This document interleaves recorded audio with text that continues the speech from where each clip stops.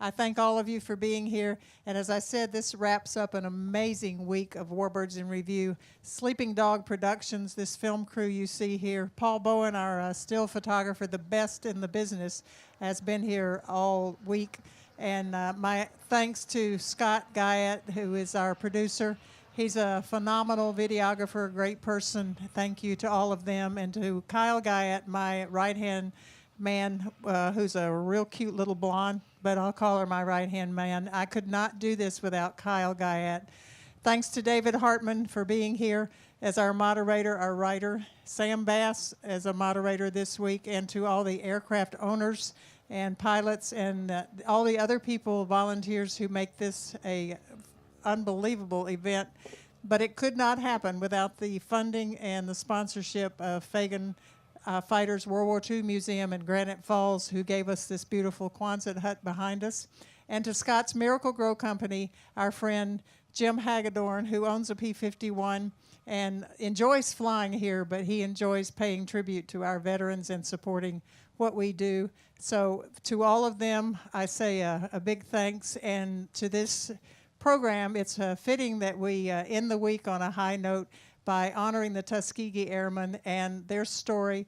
The red-tail Mustang you'll see here, they'll be talking about that airplane and their story here in just a few minutes. But for now, let's lead this off with the video that you'll see on the Jumbotron. And thank you again. Clear.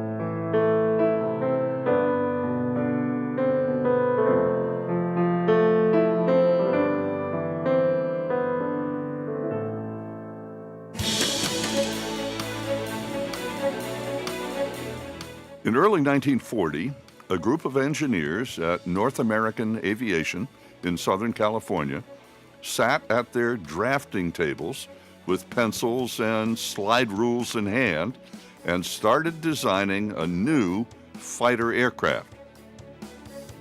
Just 120 days later, they test flew the prototype of their creation, the P-51 Mustang.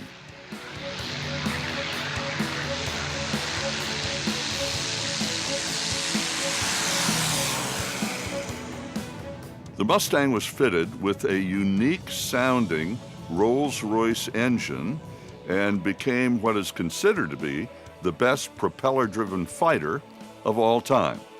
It had it all: power and speed, range, altitude, and maneuverability, the qualities needed to escort bombers over Germany in World War II, protect them from the Luftwaffe, and return safely to their bases in England and Italy.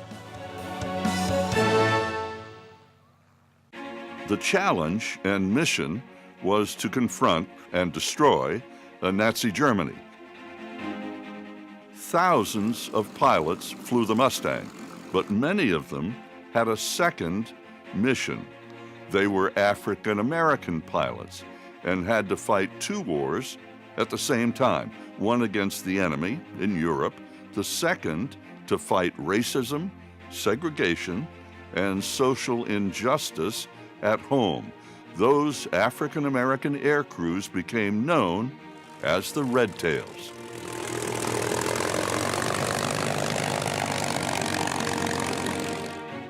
Blacks fighting for America was nothing new. Thousands fought on both sides in the American Revolution.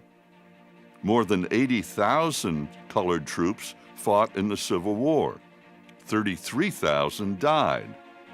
When the Civil War ended at Appomattox, there were few jobs available to freed blacks, so many enlisted in the U.S. Army and fought the Indians in the desert Southwest.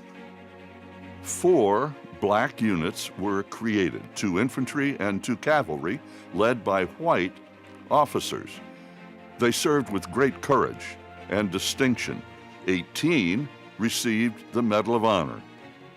The Native Americans dubbed them Buffalo Soldiers because of their curly black hair and dark skin and their tenacity as fearsome fighters. They went on to fight under Teddy Roosevelt in the Spanish-American War. And when the United States joined the fight in World War I in 1917, more than 350,000 colored troops fought with America's allies in Europe, still in segregated units. One black infantry regiment became known as the Harlem Hellfighters.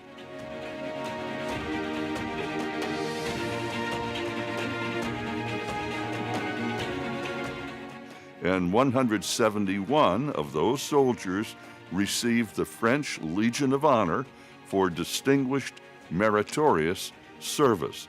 1 American soldier received the Medal of Honor.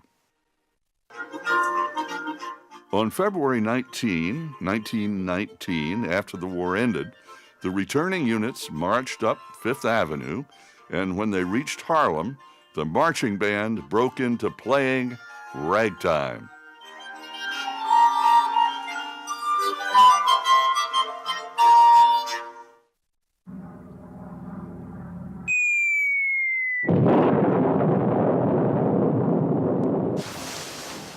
When the Japanese attacked Pearl Harbor on December 7, 1941, there were already many African American officers and enlisted in the military, especially in the Army.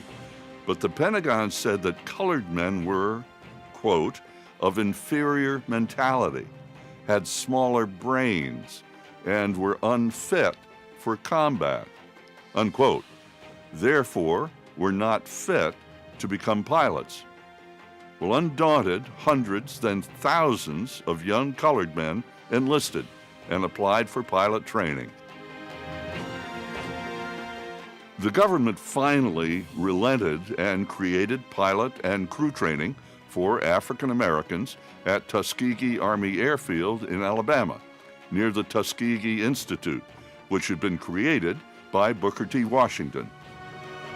By war's end, the program had produced nearly 1,000 fighter and bomber pilots and 14,000 navigators, bombardiers, and support staff. 4 squadrons of P-51 Mustangs became the most famous of those crews.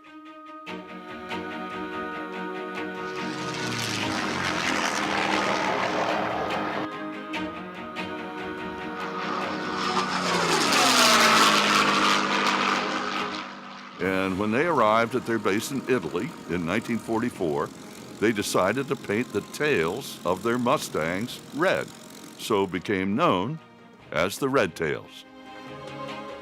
That group, the 332nd Fighter Group, served with great distinction, flying bomber cover and attacking Nazi targets in Germany, Austria, and the Balkans.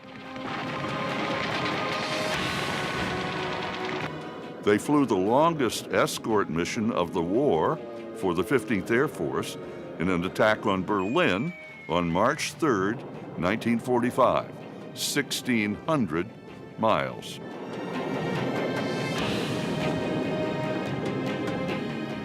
In all, Red Tails flew a total of 1,578 missions, destroyed 112 enemy aircraft, and lost bombers on only 7 missions.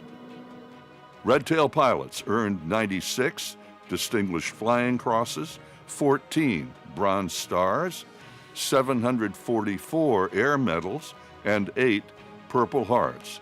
84 lost their lives. 2 Red Tail heroes join us today. George Hardy, Lieutenant Colonel, United States Air Force, retired. His wings were pinned on in September 1944. He flew 21 combat missions in the Mustang over Europe.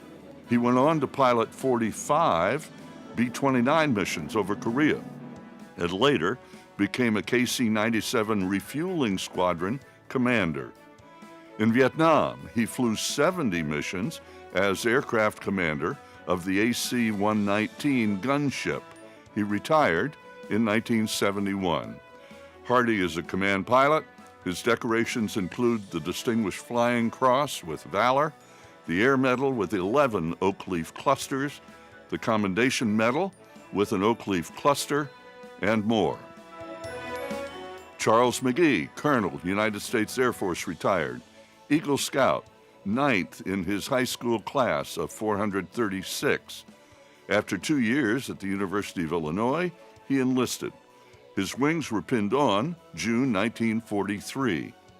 He flew 139 combat missions in the Mustang over Europe, shot down a Focke-Wulf 190.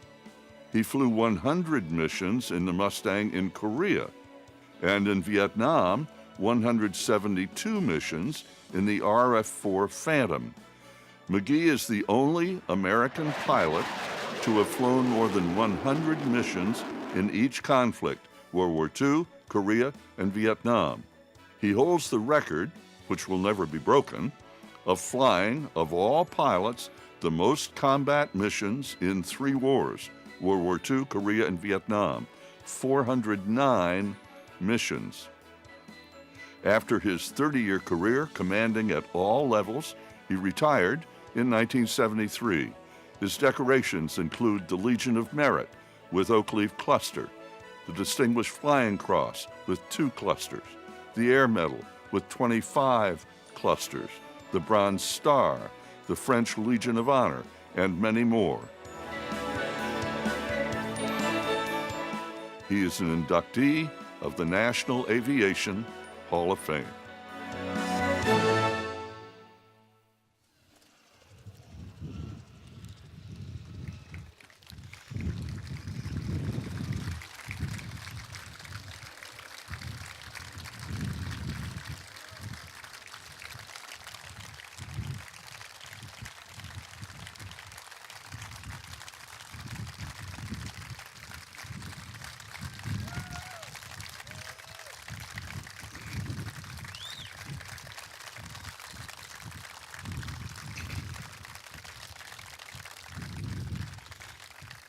This is Colonel McGee, and that's Colonel Hardy.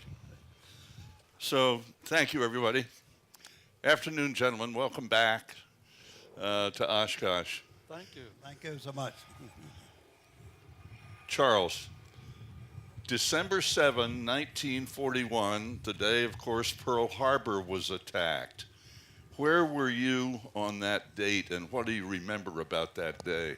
What I remember, I had gone home from school because of my birthday, but I was also with the Coleridge Taylor Glee Club, leaving Gary, Indiana, going to sing at an evening program in South Chicago.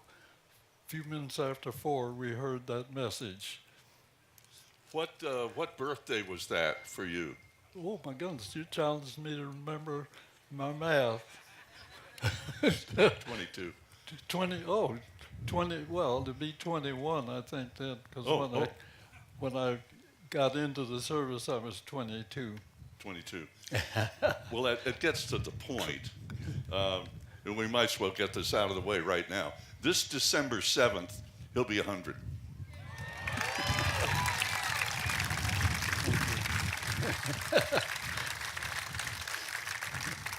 And George, you're the youngster here in the group. How I'm old only are you? 94. 94. Yeah.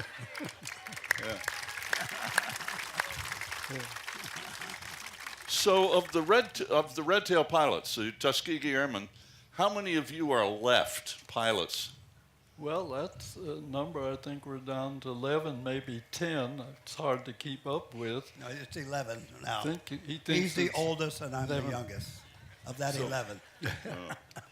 Before Pearl Harbor hit, before that happened, what are your memories at your ages at the time, the attitude, the mood in the country before Pearl Harbor hit? What was happening in your lives?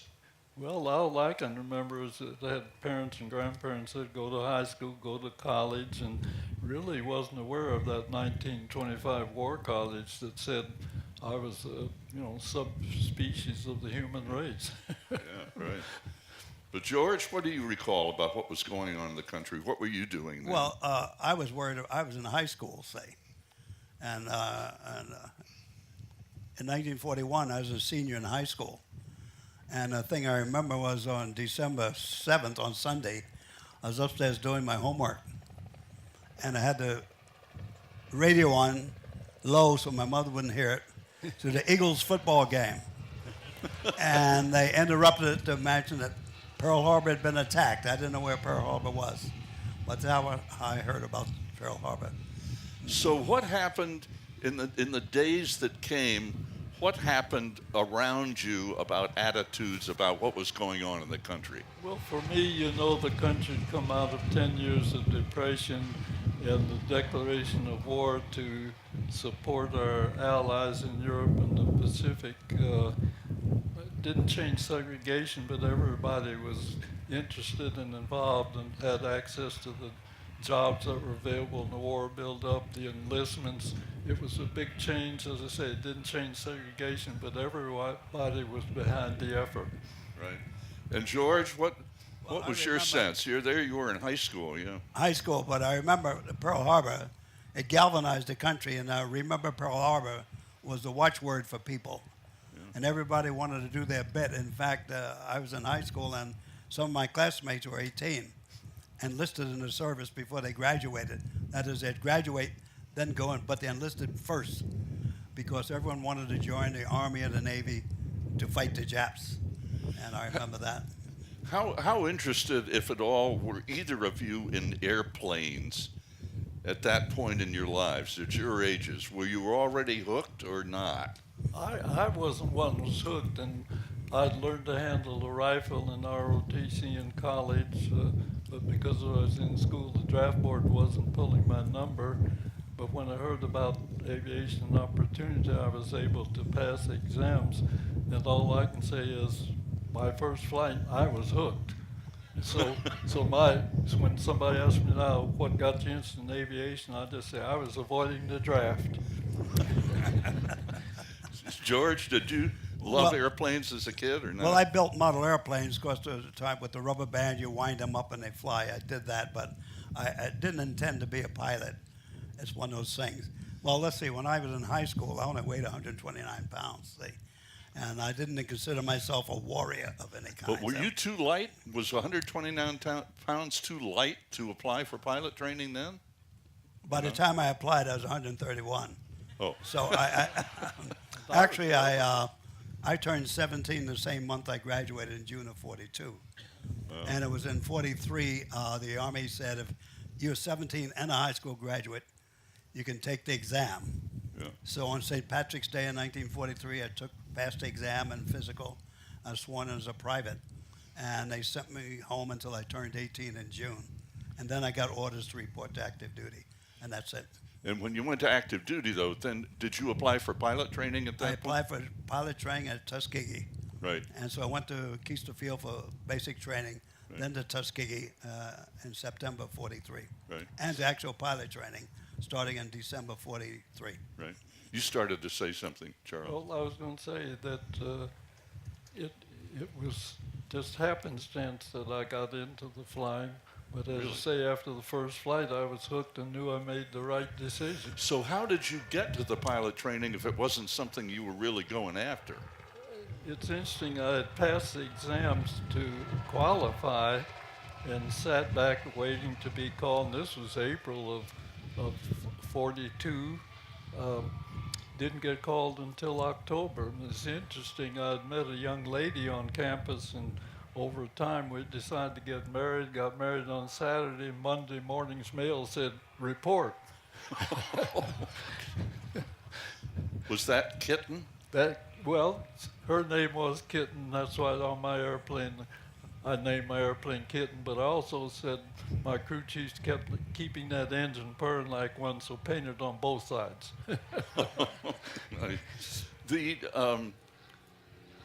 We heard in the video. Speaking of Mustangs, we heard in the video about that study that was done by the War Department, about Negroes, and saying they were unfit, they were cowards, they were unfit for combat. They were only qualified for menial work in the military and certainly couldn't be pilots. How did that strike all of you at the time? Because were you aware that had been written Fortunately and done? for me, I wasn't aware. Were you, George? I wasn't aware of it either at that time. Well, but you applied for pilot training, knowing as you did your life of segregation and injustice and all of that.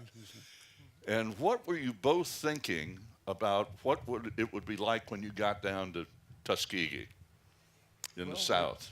For me, it was the first trip south, and that was an eye-opener for sure. But fortunately, when I went through in 43, I had classmates that let us know where you can buy gasoline, where you shouldn't go, and in town and that type of thing. So it helped that we had classmates who had grown up in the South and kept us from, who at that time were Northerners, kept us on the right track so we didn't get in trouble.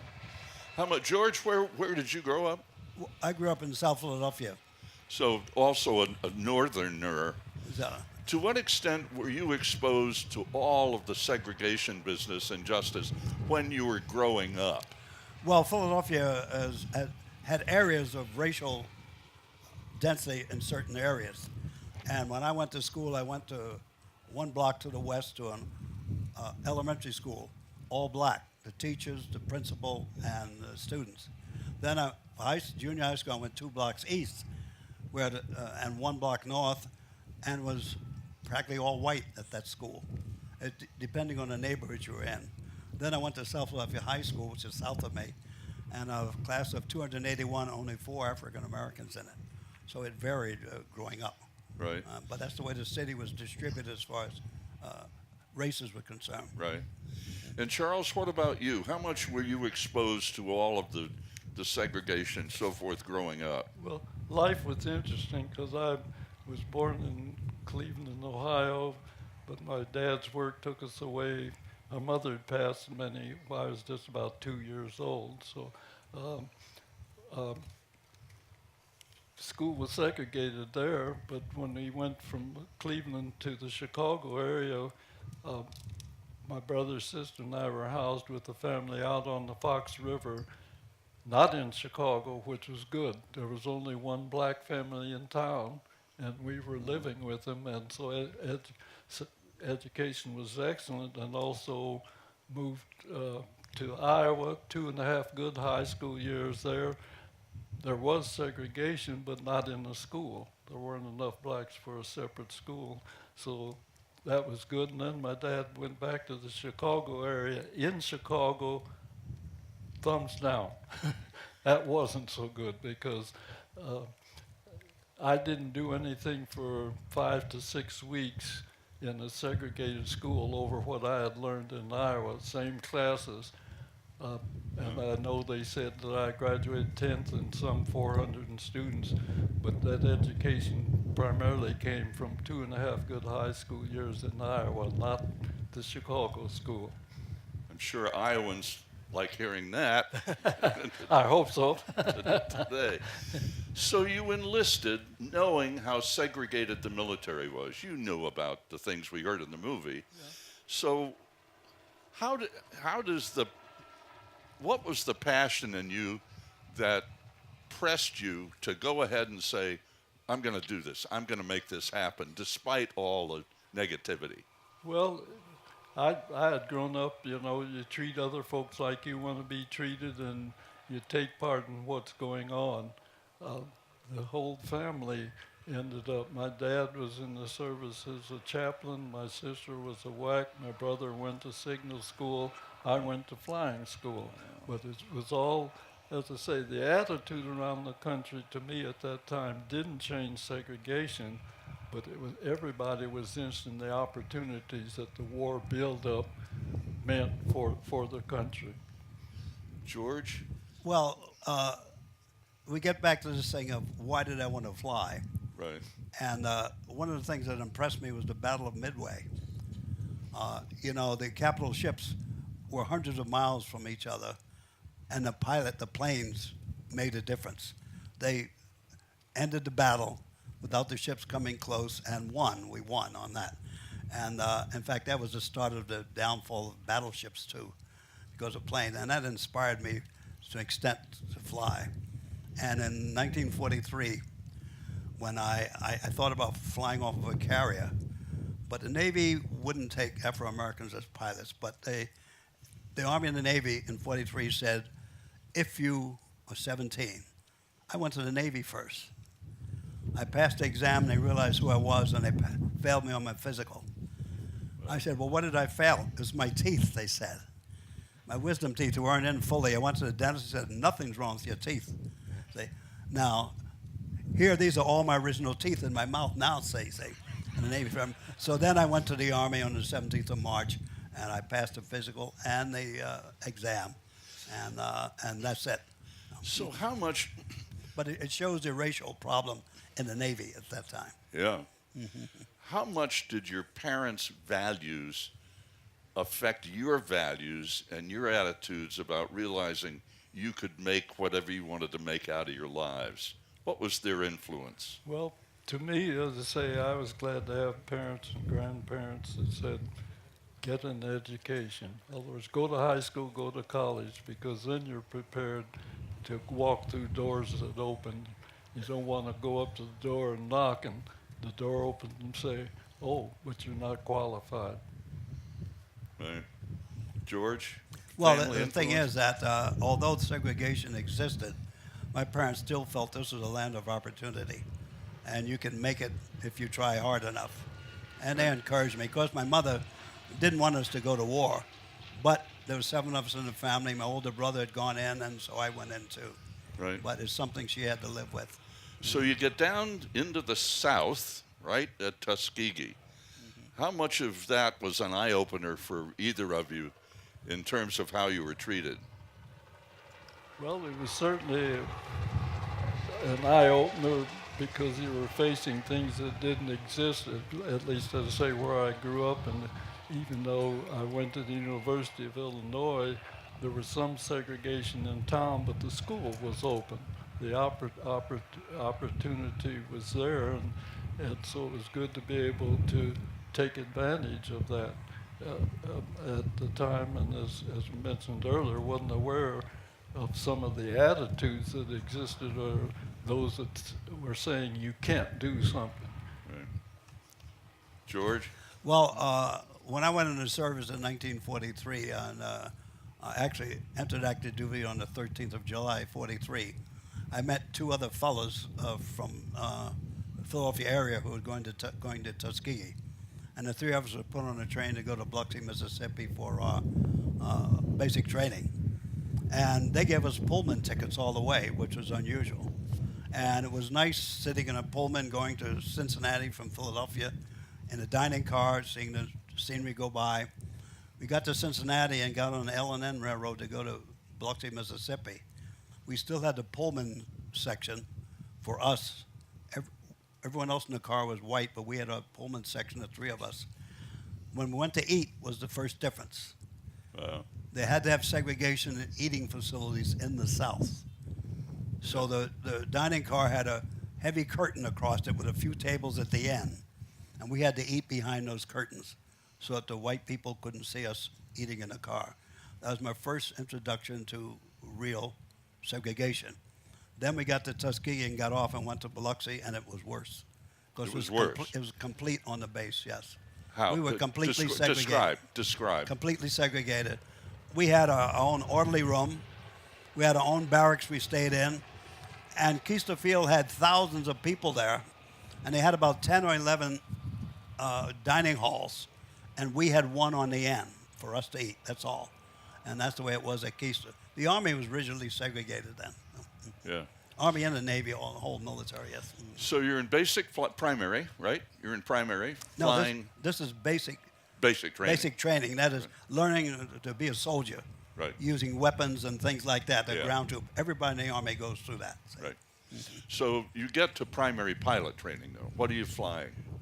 Well, I flew the PT-17 bi-wing open cockpit, but we need to say that our presence there was because of Tuskegee Institute, now Tuskegee University. The city of Tuskegee and their sheriff wasn't a friend. If it had not been for Tuskegee University's very well-managed civilian pilot training program, and that's where Eleanor Roosevelt visited, if you recall some of that history, who knows what would have happened. And even the first white commander of Tuskegee Army Airfield didn't want a black soldier at the gate carrying his weapon because he didn't want a white person from Tuskegee coming out and being faced by a black with a gun. But fortunately, he was moved on. Noel Parrish took over. He didn't change segregation, but he believed in the opportunity and did everything to keep things smooth and continuing. Right. So you're in the PT-17, right? Yes. So how long a period was that, and what was your next airplane? PT-17, about 250 horsepower. That's primary training. Basic training was the BT-13, closed cockpit, a few more instruments, and you learned a few more things about flying. And the advanced training at that time was the AT-6, another couple hundred horsepower in your strength. But even along the way, somewhere there you learned night flying, you learned instrument flying, and then in the final phases you learned combat performance in the aircraft. Do you remember your first solo? Yes and no. Do you, George? Not really. Not really. It's so long ago. No. What about when you were winged, when they pinned your wings on? Well, I just wonder what that experience meant to you, that's all. Yeah, well, I remember more in my very first flight when the instructor said, "You see over there the airfield they're building?" I think I said yes, but didn't want to be held to that. So you're both winged. Now you come along later. I came along, yes. Yeah. He graduated in 43. I graduated in 44. 44. September 44. We were chatting inside about Benjamin Davis and Chappie James. Yes. Both African American leaders for sure. Where were they in that whole process, and how important were they to African Americans being able to fly? Well, Chappie James was an instructor in Tuskegee Institute Civilian Pilot Training Program. And they were all, of course, civilians, and I was in part of my training. They wanted them to come on active duty, and they wanted to stay as civilians. So they were given a choice, and while I was still in training, Chappie James decided to come on active duty. So he immediately, because of his experience, he didn't go through pre-flight, he went direct to basic on through and graduated, and as you know his history after that, he strapped on many an aircraft. Right. So you headed, once you've finished training, you got your wings, how soon before you went to Europe? For me, training, we were immediately, Tuskegee Army Airfield was so crowded that our combat training took place in Michigan. Oscoda Army Air Base was a northern place where we could do gunnery out over the lake without much traffic and that type of thing. But we were combat ready by December 1943. 3.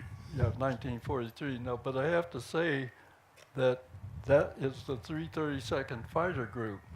The very first squadron that was an experiment expected to fail and didn't, 99th Pursuit Squadron, and they were combat ready in December of 42 when I first reported. No white commander wanted them. They kept in training for another 3 months. Spring of 43, they finally sent them to North Africa, a task to the 33rd Fighter Group.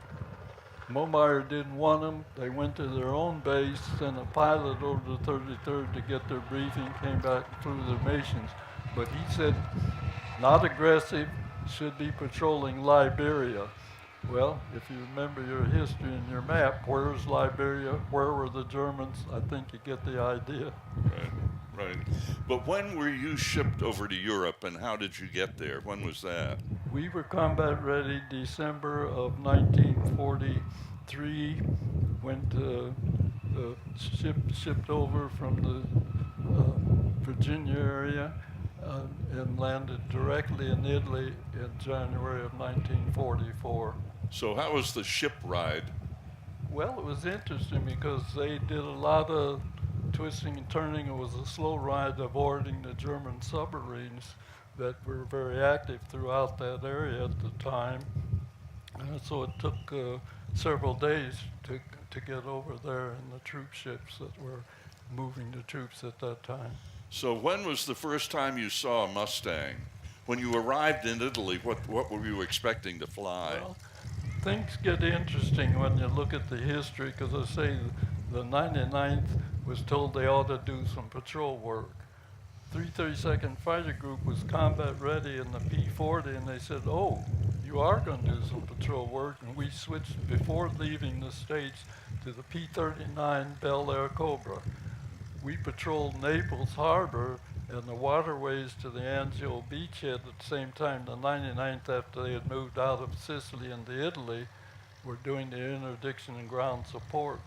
And really it was over the Anzio beachhead that they shot down in a few days' time over a dozen German aircraft. So it was a matter of opportunity. But shortly after that, the 332nd Fighter Group was one of 4 groups picked to begin the escort work to protect American lives, because every bomber that was lost on the missions meant usually 10 American lives, and that's why the escort work began. Right. So when did they bring in the Mustangs? The Mustang came, when we started the escort work in the spring of 44, we had the P-47 Thunderbolt. 1st of July, all 4 squadrons were flying the P-51 Mustang. Now, when did the red tail business start? Where did that come from, and what was it? Because I was there before George spoke. The red tail was really the fact that the 15th Air Force assigned colors to the tails of each squadron. Yeah. And our rudder was supposed to be painted red. Instead, we painted the whole rear end red and became known as a red tail. But all of the airplanes had on their rudder a different color. So you could Was that by find them in the squadron air. Well, by groups. the key was that 15th Air Force wanted the bombing groups to know that these aircraft suddenly showing up are there for protection, not German. So one group had a yellow tail, one had candy stripe, red, white, one had checkerboard, 332nd Fighter Group, red tail. Right. And it's if you got involved in combat or something, once you started to form up, you could see at a distance who your squadron mates were and join up. Right. And that was one thing. But the spinners of all 15th Air Force planes were all red also. So. I might say for the folks that are interested, if you notice here, red nose, red tail, but look behind the spinner, orange and red stripes here, yellow, and the orange or yellow, whichever one you call it, trim tab. We ended up with 4 squadrons, and the crew chief needed to know what aircraft is landing to be prepared to take care of them. So what's happened behind the spinner and on the trim tabs allowed the troop chiefs to be prepared to marshal on in. We had pier steel plank runway, tent city on each side, the end of the runway. That was for their identification. What you see here happens to be the 302nd Squadron, the one that I was in. We had the yellow and red trim stripes. So, we heard Red Tails, and we in the movie applied.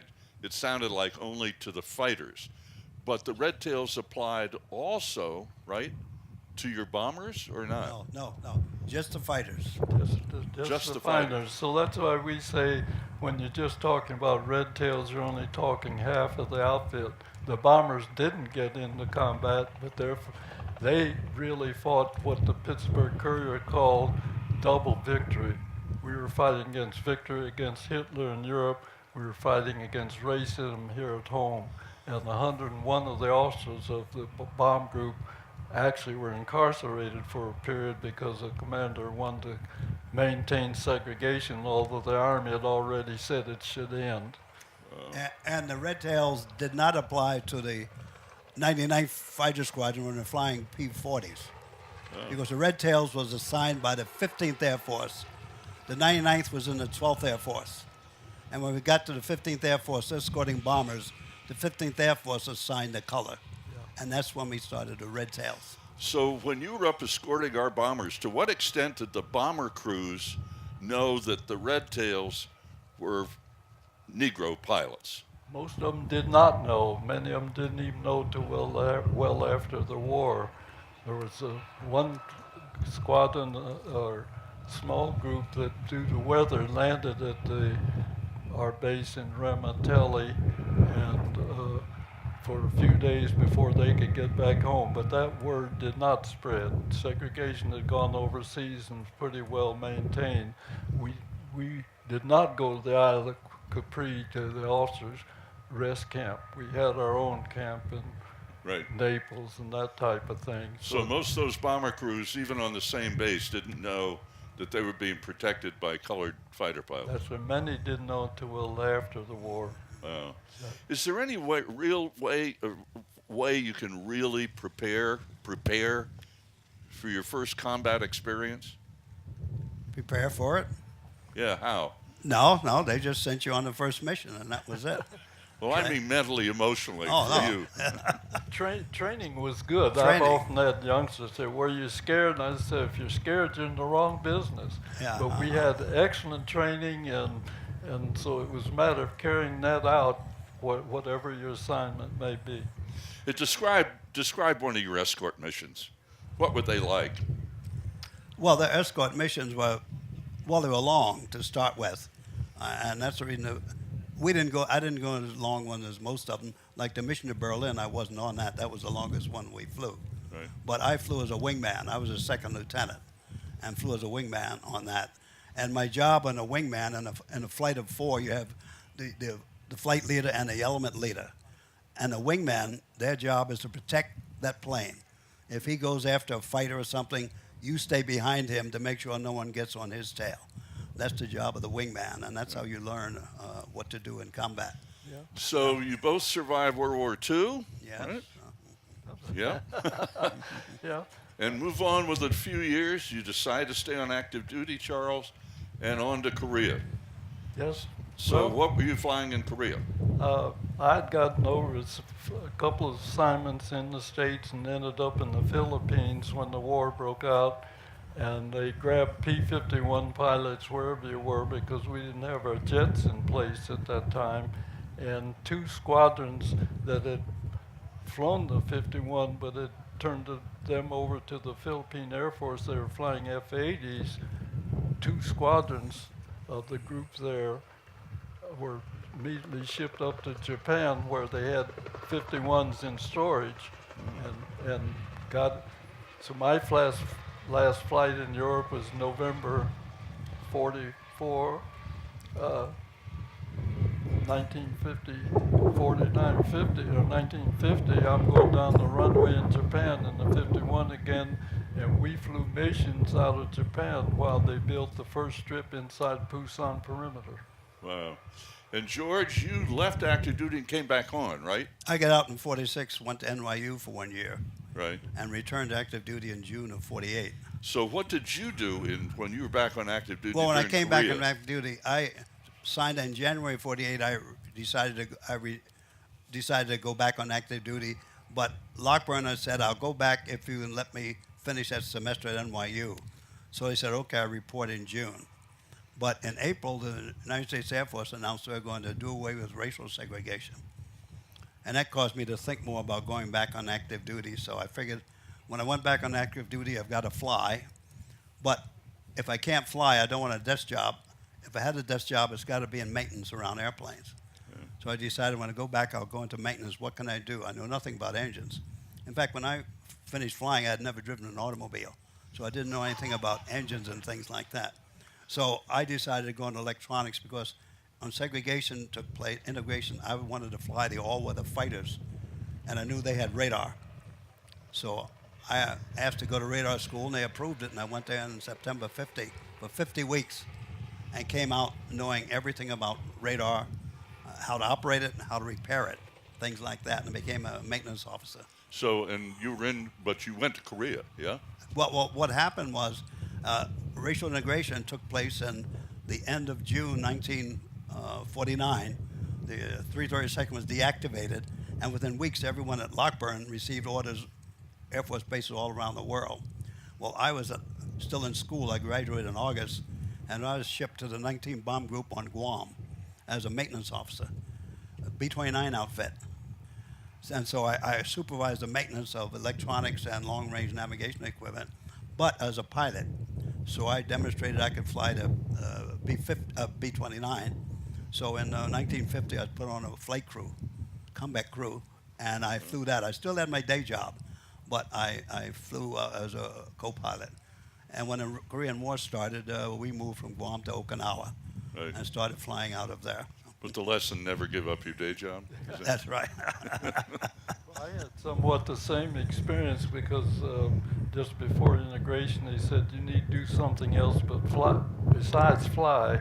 And I also chose to go to weather school and intelligence. I went to the maintenance course, officers course, and like George, much of my career then, although I actively flew 27 of my 30 years, many of my assignments are in the materiel and maintenance support. Oh. Now, you flew, 100 missions in Korea in the Mustang? In the Mustang, 100 missions, and then chose to go back to the Philippines to enjoy my overseas tour and got my first jet experience. What was that like? Oh, wonderful, because you could go, we didn't have that much thrust at the time. You could hold the aircraft on the ground with 100% power, but release and be up at 20,000 feet a couple minutes later was a real thrill. But what was the jet? The F-80 Shooting Star, and also it's my first chance to be a command, and I commanded the unit for 2 years. What was the attitude of the pilots and the entire staff of the squadron under you as the squadron commander? Well, fortunately, we got along well. Being a pilot and a maintenance officer, but the camaraderie that we had as fighter pilots, a little hard to beat. Our story is, we're the boys of the 44th, who in the hell are you? The one story, tell me about Frank Borman. When you were at Clark, Frank Borman, who's become rather famous in astronaut world, but what was your experience with Frank? What was so significant about that? As I say, I was commanding the 44th.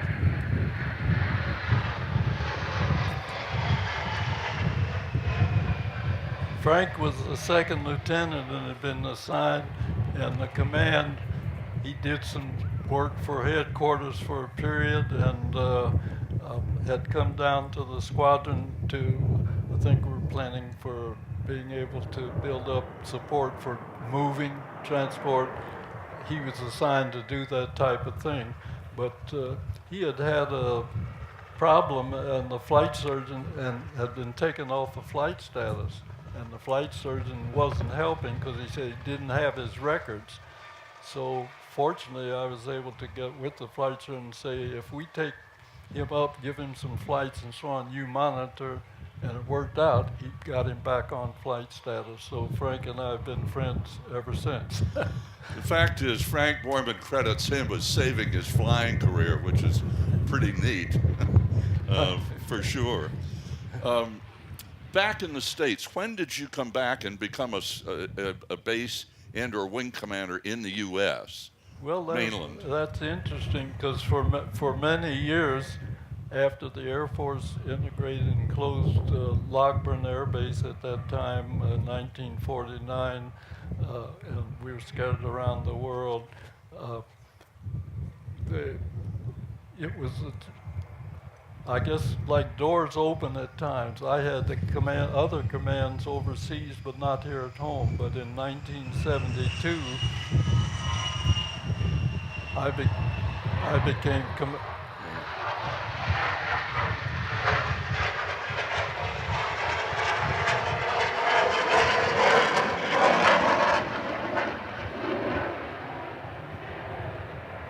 Would you like to go up and fly that? That's a great sound, but we can't compete with it. Right.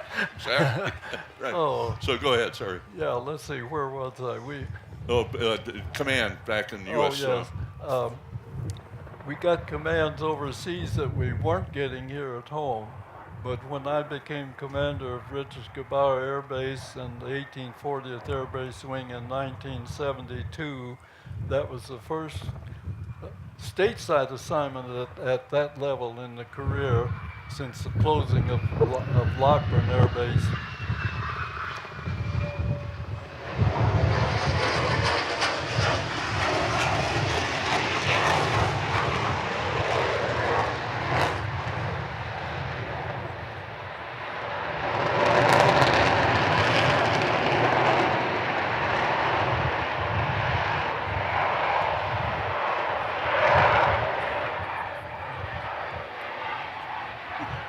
Well, that was the Air Force attitude, and of course they led the country in the integration of military facilities, but used people based on training and experience and where needed, not their happenstance of birth, and using their money the right way, because segregated base limited them the ability to sign and grow like they wanted to.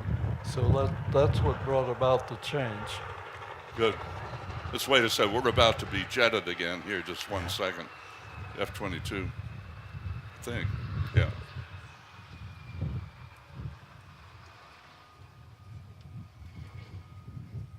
Oh, is he touch and go, or is he landing? Wow. Yeah. Maybe he landed. Yeah, that'll be darn. Go ahead. You started? No, I finished, I think. Oh, that's good. But on to Vietnam. And you had all this experience as a commander here in the stateside, and then Vietnam hits. What was that assignment when you get a command assignment there?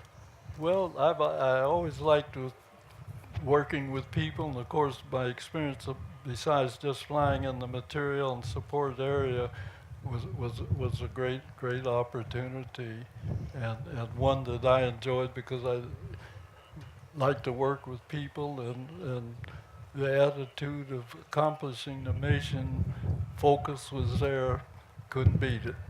How'd you like flying the F-4?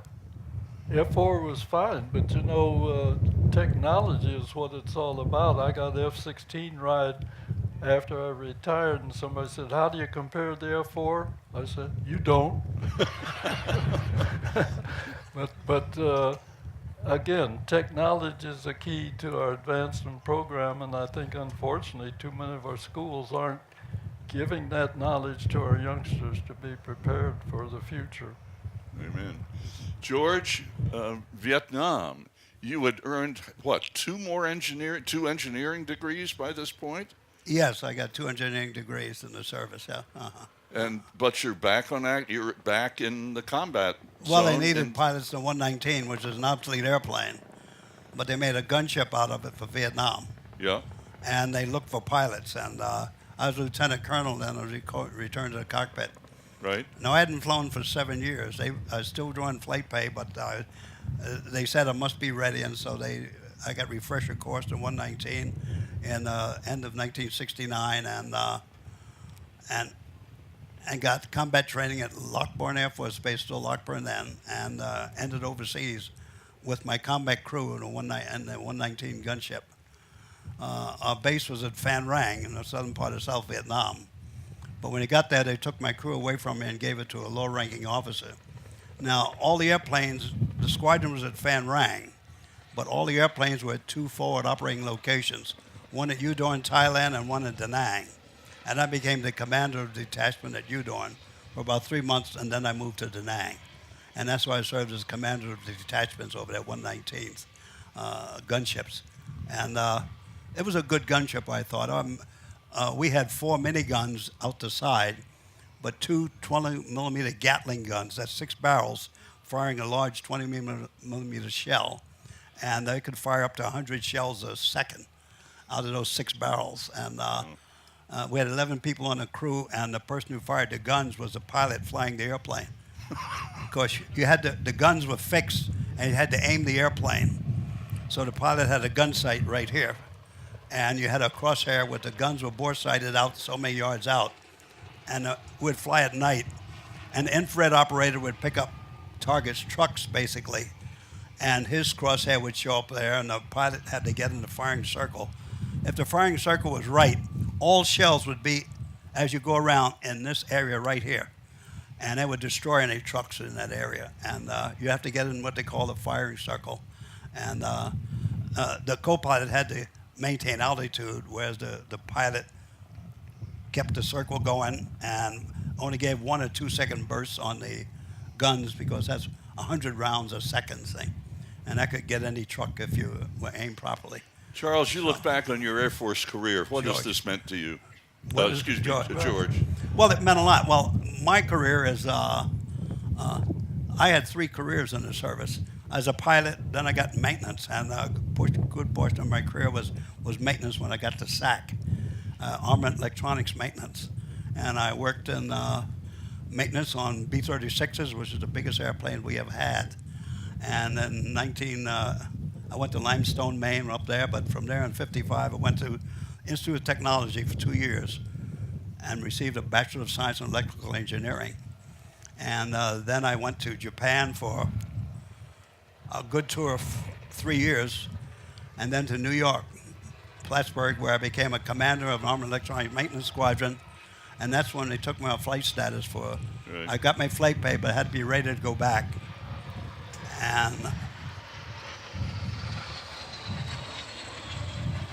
And while I was there, the Institute of Technology contacted me to go to graduate school. So I ended up in 63 going back for 19 months and received my Master of Science in Systems Engineering. So I got a full, and then I got a different career after that, because I went into Air Force Systems Command, design development of worldwide programs. I worked for that for 5.5 years. At the end of that, I ended up going back to the cockpit and into Vietnam. Mm-hmm. What's meant to me is the importance of us mentoring our young people for our country's future, and what's happened. My own lessons. My son had when he was graduating, his mother was told that he might make a good truck driver. Well, he went to college, got an aerospace engineering degree, is retired Continental and other.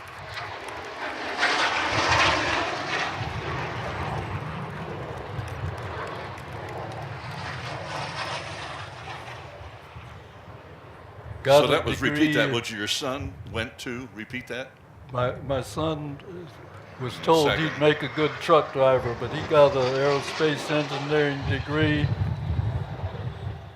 became an airline pilot after some Air Force service, retired with over 31,000 hours, and now is an instructor for Boeing and the Dreamliner, the 787 and 777. But part of that experience, I can remember when I wanted to get out of military flying and go commercial, they didn't want me or women. It took some lawsuits to change that, but by that time I kept getting good assignments, and I say it was still flying, so it's thing. But I think what's important and what I gained from that is that how we mentor our youngsters for our country's future, and we need to all be about that. Ladies and gentlemen, Charles McGee and George Hardy.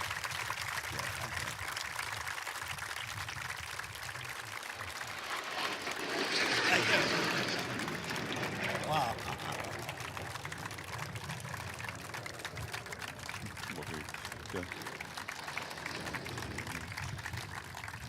And please welcome Sam Bass. He's got 35,000 hours and 50 years of safe flying behind him, and Alan Miller, who's a Mustang guy. And Sam, you're up with Alan, the guys. Now, hold this up close to your mouth. Alan, you fly this airplane, P-51, that says it's a C model. Just tell us what's the difference between an A, B, and a C and a D. Well, the A model was the first model. It had the Allison engine, and the aircraft just didn't perform that well with the Allison. So then the B and the C model look identical, just like this. They were built in two different locations. That's when they introduced the Merlin engine. That's what gave the aircraft its performance, where it could go deep into Germany and escort the bombers.